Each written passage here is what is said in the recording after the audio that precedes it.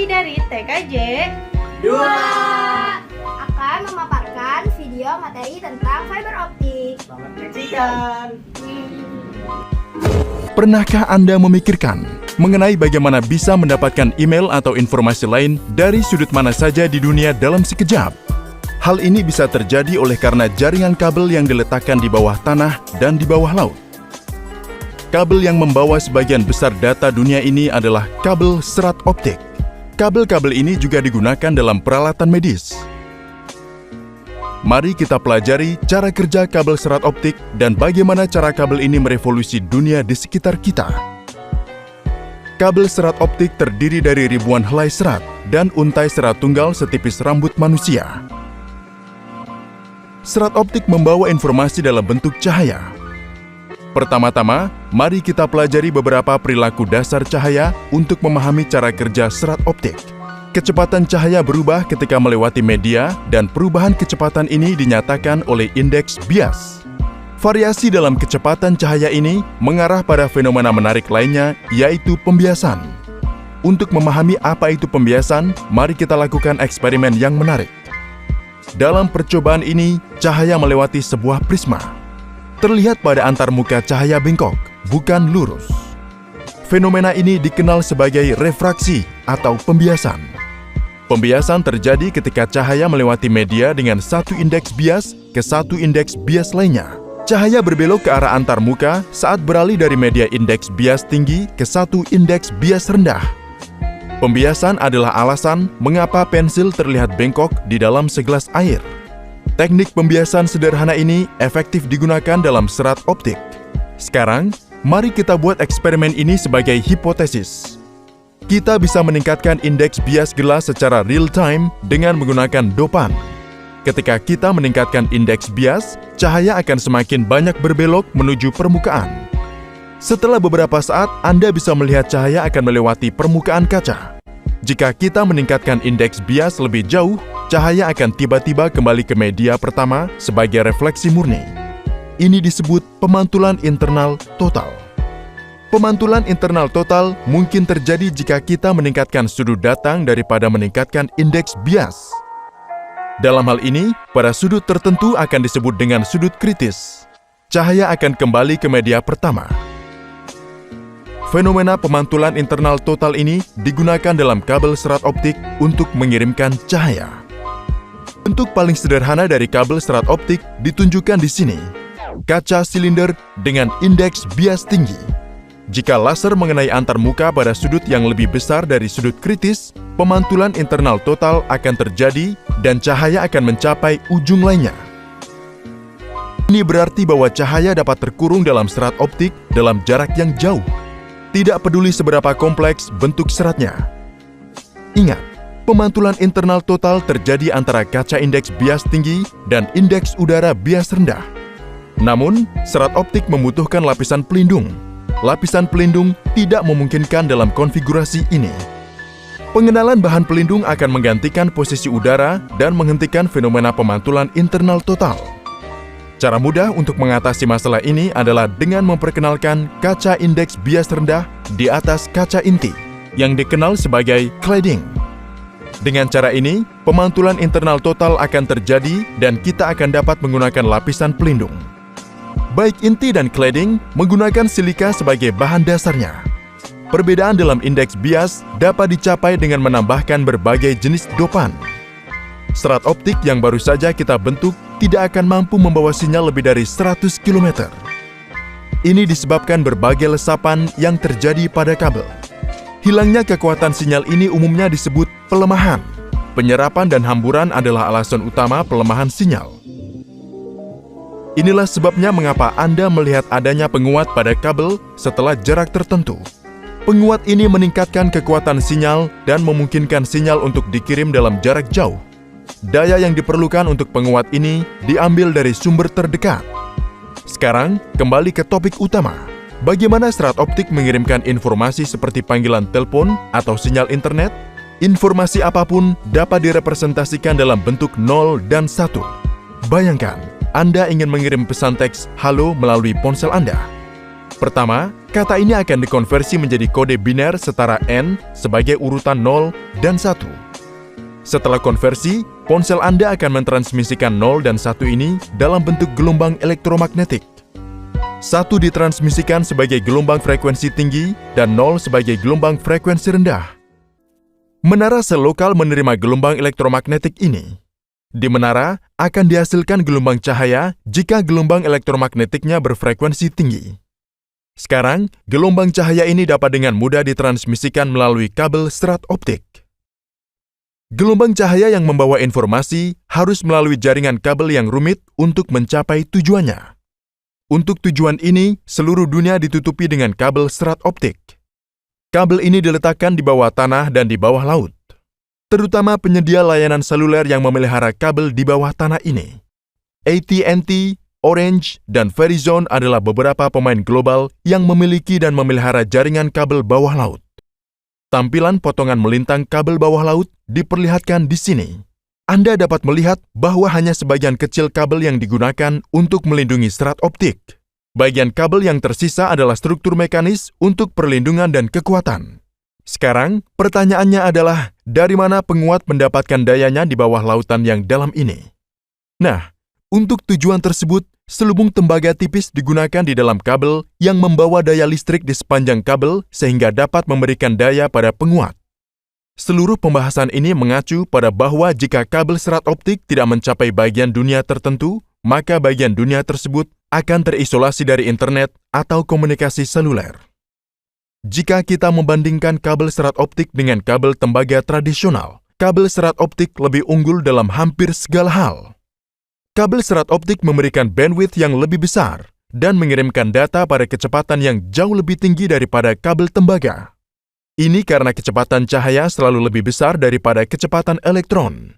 Aliran elektron dalam kabel tembaga menghasilkan medan magnet bahkan di luar kabel yang dapat menyebabkan interferensi elektromagnetik. Di sisi lain, cahaya yang bergerak melalui kabel optik selalu terkurung dalam serat sehingga kemungkinan interaksi dengan sinyal eksternal tidak ada. Satu lagi fitur menarik tentang kabel serat optik adalah bahwa setiap sinyal cahaya yang masuk dari samping memiliki peluang yang minim untuk masuk di sepanjang kabel.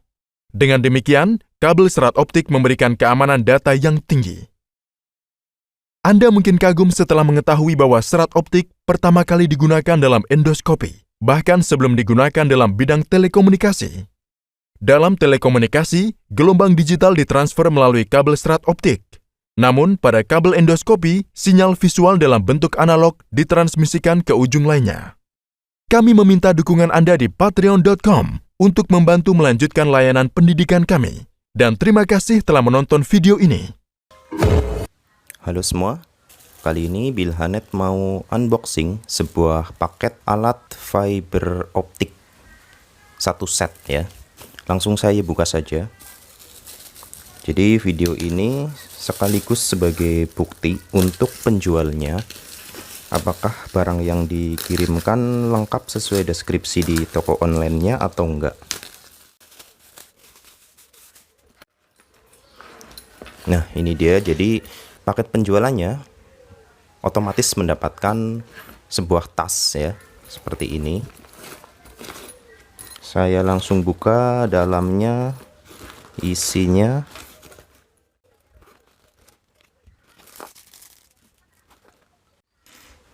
Saya keluarkan dulu semua saja ya.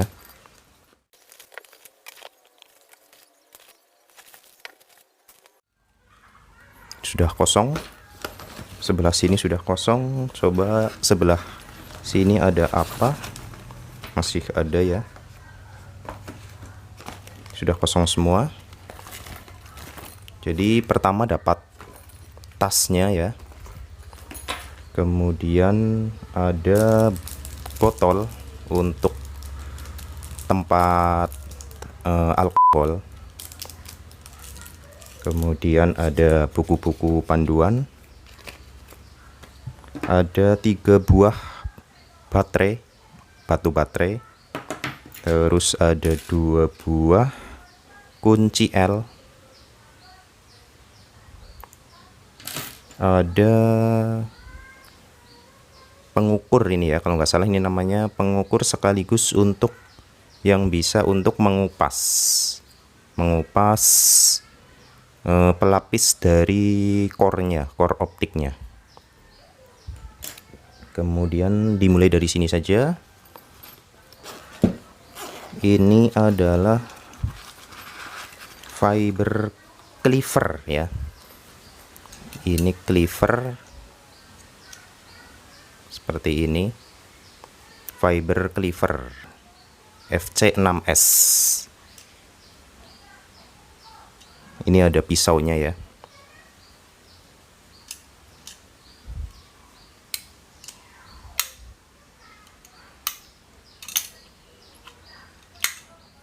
Kemudian ada, saya buka dulu ini apa.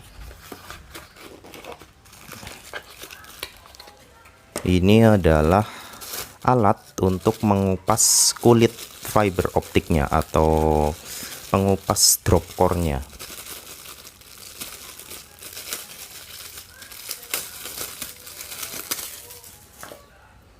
Seperti ini. Ini ada ukurannya ya.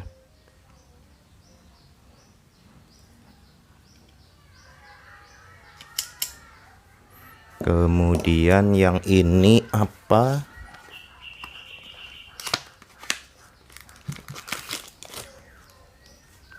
Yang ini adalah tang atau alat untuk mengupas pelapis dari core-nya atau fiber optiknya ya. Ini ternyata ada kuncinya juga, kunci L-nya juga di dalamnya. Jadi dapat 3 kunci L. Nah, ini untuk mengupas lapisan yang menempel di optiknya. Fiber optic stripper. Serinya CFS 2. Kemudian ini adalah optical multimeter atau OPM. Optical power meter.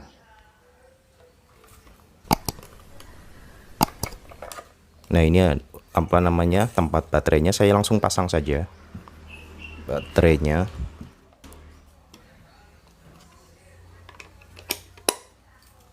Coba dinyalakan. Nah, ini sudah menyala ya.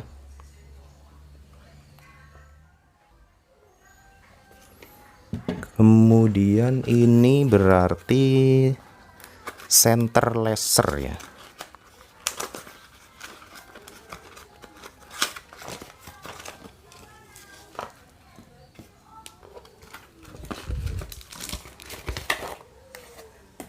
Ya, ini adalah center lasernya atau namanya visual foul locator.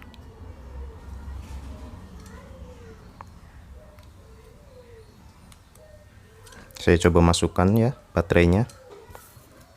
Pasang baterainya langsung untuk sekaligus untuk testing.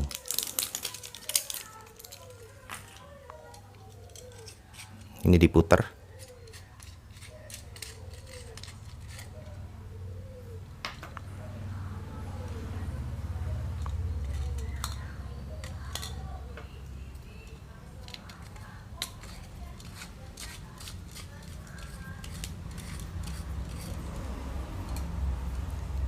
Ini dibuka, coba dinyalakan. Nah, ini nyala. Kalau ini ke belakang kedip-kedip, kalau ke depan nyala solid. Untuk off-nya di tengah-tengah. Berarti ini berfungsi ya, berfungsi semua dan sesuai dengan isinya, sesuai dengan paket penjualan yang dituliskan di deskripsi. Jadi dalam satu paket penjualan mendapatkan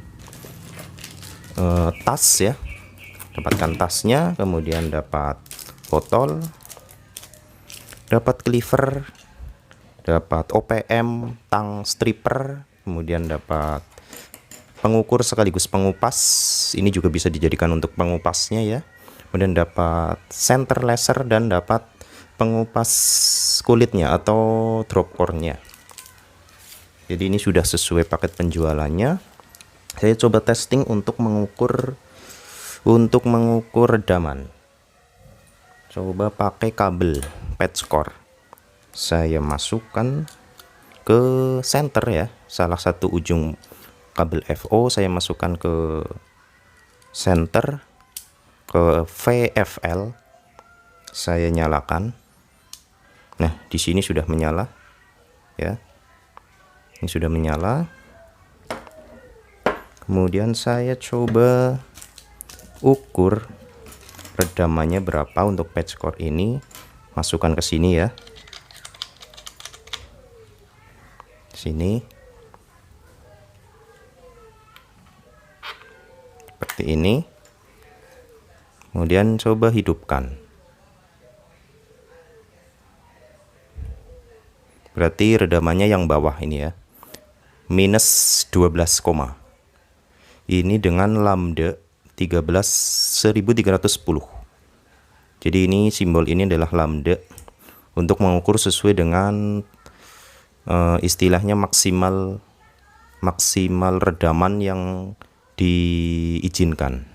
Misalnya untuk, kalau tidak salah untuk jenis konverter A itu 1310, kemudian untuk jenis konverter B dari ujung B ke ujung yang dimasukkan ke OPM itu 1550. Itu kalau nggak salah ya, yang saya pernah baca seperti itu. Kalau dari laser memang kurang optimal, kurang presisi. Tapi bisa untuk sebagai acuan saja. Jadi ini redamannya, cara membaca redamannya adalah minus 12 dan sudah sangat bagus ya. Ini untuk mematikannya tekan dan tahan. Nah, jangan lupa ini juga dimatikan.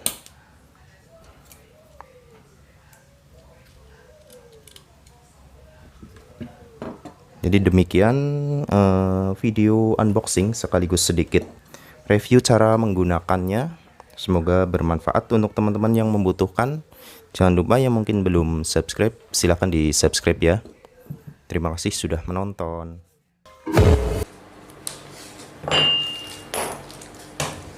Coba masukin dulu protektornya ke dalam ini, ke bengkel. Oke, silakan dimasukin protektor. Ini kurang itu jam bentengnya nggak bisa.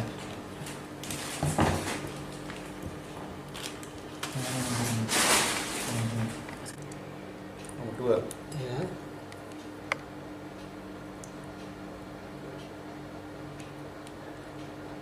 Kita kepasang sepanjang 2 ruas jari aja ya. Dikit lagi. Oke, kan masih ada tuh Mr. Kasih yang ketiga. Oh, itu Nah, yang ngupas gini nih, ya. Pak. Oke, setelah dikupas.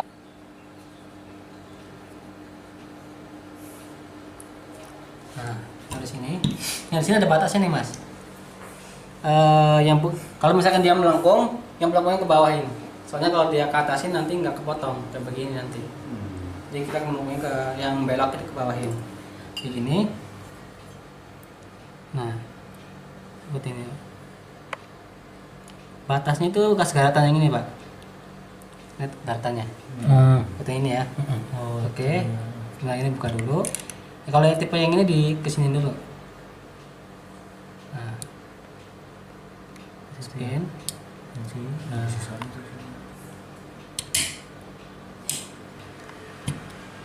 Oke. Nah, ini dia kepotong nih, Pak. Nah, seperti ini. Oke, kita untuk bersihin lagi. Ini bisa pakai tisu. Biasanya gimana misalnya? Bisa matanya gimana? Pakai tangan? Oh. Oh, di ini aja, Pak.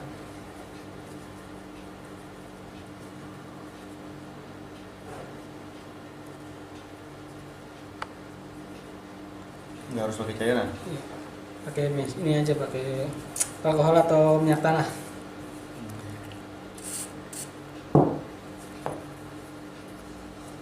Banyak prosesnya. Nah, setelah dibersihin langsung dimasukin ke ini, Pak, alat spacingnya. Kita nyalain dulu. Nah, di sini tuh banyak yang gagal nih, Pak, di naruh alat spacing karena banyak kebentur-bentur ujungnya. Nah, untuk megangnya kayak gini, Pak. Coba kayak gini. Yang melengkung gitu ke bawah. Iya, yang melengkung ke bawah kita rem. Oh. Ini juga kalau di sini kita misalkan tangannya tremor ya, bisa sebagai penahan. Oke, ini Pak, untuk naruhnya seperti ini Pak. Penempatannya biar nggak kebentur-bentur. Ini agak majuin Pak, majuin. Nah, dimajuin di atas penampang warna biru, agak maju dikit biar nggak kena ujungnya. Habis itu kita taruhin. Nah, Dilebihin dikit. iya lebihin, iya. Susah banget ya. Kayak gini. Nah, naruhnya itu tengah-tengah antara penampang biru sama si jarum. Jadi nggak boleh ngelebihin jarum. Nggak boleh ngelebihin jarum atau di depannya jarum. Kayak gitu Pak. Nah, kayak gini. Oke, kayak gini Pak ya. Kelihatan ya. Oke, tutup. Oke, yang ini udah. Kita tutup dulu. Kita kupas yang selanjutnya. Ini kan contoh misalkan yang ini, gitu kan. Sama yang ini juga.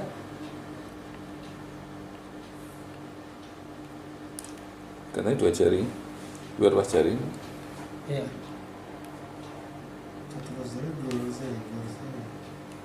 Sebenarnya kenapa 2 ruas jari? Saya perhitungannya pakai yang itu tuh, pakai stripper yang pemotong delay gitu. Soalnya di situ ada ininya apa? Buat kaitannya.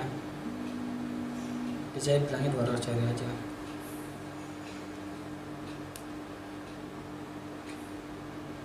Dua ya. Iya. Lebih enak sih saya gini sih daripada yang tadi. Sampai dibersihin. Bersihnya di awal. Itu cairan apa ya Mas? Alkohol. Alkohol ya.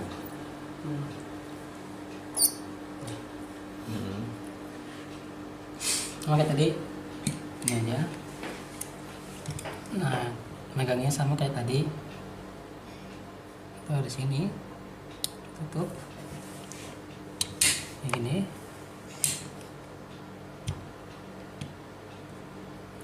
Oh, masih. Kalau yang bawahnya sama apa yang beda? Hmm? Kan ada 2 jalur tuh. Iya, kalau itu ada yang agak gedean. Ada sama yang agak tipisan. Kalau tipisan itu biasanya yang tipe outdoor. Dia jaket ini lebih tipis, makanya dia jalur berbeda.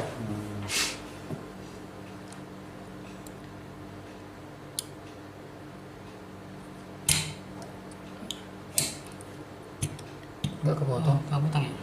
Sakti. Bentar. Oh, geli agak melengkung ke atas. Tuh, nah, bentar tadi. Udah. Bisa coba. Nggak kelihatan ya potongannya ya, nggak langsung jatuh. Oke, sama kayak tadi. Ini juga bisa kayak gini, meganginnya lebih enak. Nah, kayak tadi agak majuin dikit. Majuin, habis itu kita turunin. Nah kayak gini. Nggak boleh ngelebihin jarum ya. Iya. Dan usahakan jangan terbentur. Iya. Oke. Tunggu, tahan dulu.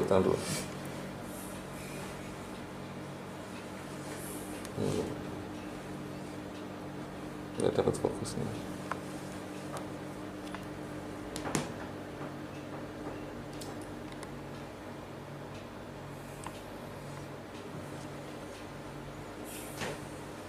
Udah Pak?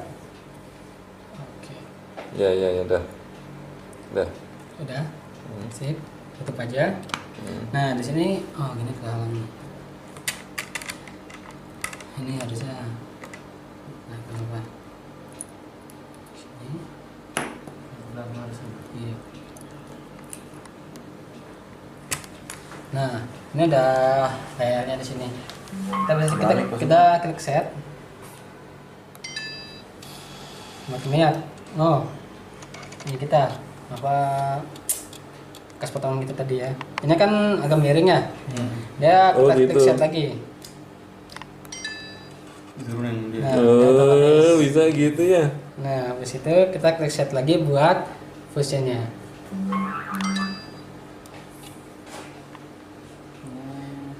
Gitu ya. Yang nempelin tuh ya. Iya. 0,02 dB. Berarti sebenarnya kurang juga. Bagus. Walaupun nggak sempurna kayak tadi 0,0 ya. Tapi hampir jarang apa emang seharusnya Eh, untuk implementasi gitu. ada yang 0, jarang sih, kadang tergantung prosesnya ya, pemotongan, terus kebersihan. Kalau mau bersih banget, jadi habis dibersihin lagi gitu kan. Terus pemotongannya harus benar-benar rapi kayak gitu. Itu pun proses.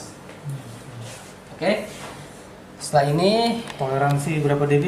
toleransi kita di atas 0,05 dikurangin aja. Walaupun sebenarnya itu masih bagus ya. Tapi kita kalau spacing itu 0,05 itu ke atas itu udah kita spacing ulang lagi. Ini 0,5. Iya. Iya. Berapa dB tadi? 0,02. 0,02 dB. Oke. Cuma tekan set itu ya. Iya. Kita oke. 120 juta. Udah nyambung itu? Ya. Kalau misalkan elektroda itu udah nggak bagus, biasanya kualitas spacing juga udah nggak bagus. Ya tadi itu kan elektrodanya kurang bagus. Kita harus ganti. Nah kayak gini, kita taruh di sini dulu, sampingin. Nah ini kita angkat bareng-bareng aja gitu. Iya. Kok bisa nyambung ya? Diapain tuh ya? Jadi elektrodanya fungsi untuk menyambungkan, Pak. Nah kayak gini, Pak.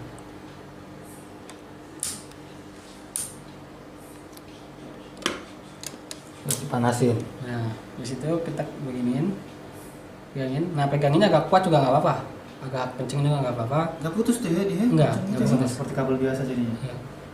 Push. Tuh kayak gitu. Oh, Kalau nggak agak lembek dia harus pakai manual atau pakai tangan. Tapi kan susah, repot. Oke, kita klik hit buat manasin, Pak. Heater. Ya. Water heater. Di sini tapi nggak ada infonya ya. Nanti kita nyala, kita bunyi tadi. Nanti kalau selesai bunyi juga dan itu mati lampunya. Kayak bengkel motor.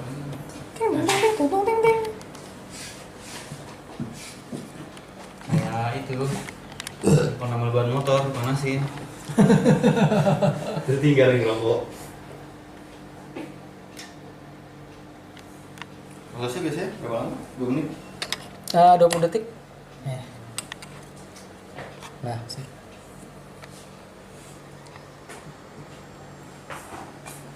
Biasanya penyambungan ini kalau kabelnya kurang gitu Pak ya? Sama lampunya udah mati di sini. Nah, kita lihat nih, tuh hasilnya. Ini masih hangat-hangat lah, hangat kuku. Coba aja. Ya. Oke. Oh, lumayan. Sana Hangat kuku gitu Pak. tiriskan. Udah. Oh, biasa tak sini. Iya, udah. Oh, itu Habis didinginin sambil, gitu ya? sambil nunggu kita Bikin lagi yang lain. bikin lagi yang lain. Oke, udah